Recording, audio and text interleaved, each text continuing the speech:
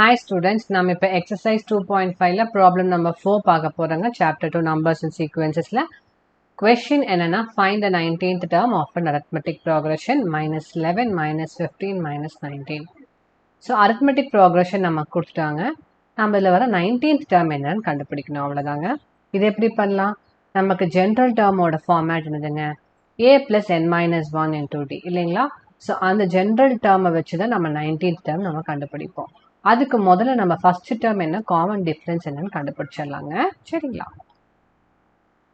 So முதல்ல arithmetic progression என்ன கொடுத்துருக்காங்கன்னா கொஷினில் -11 -15 -19 எக்ஸெட்ரா. ஸோ இதில் வந்து நம்ம ஃபர்ஸ்ட் டேர்ம் நம்ம ஏன்னு சொல்லுவோம் இல்லைங்களா?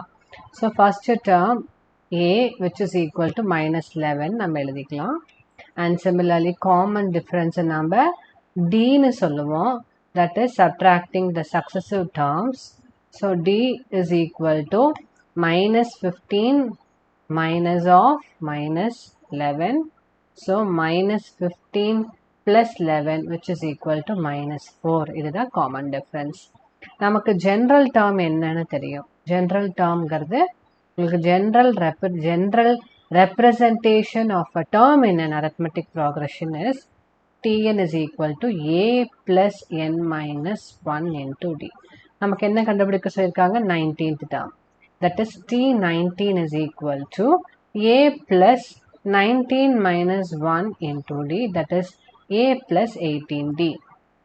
நமக்கு a என்னன்னு தெரியும்? -11 plus 18 into -4. ஓகேங்களா?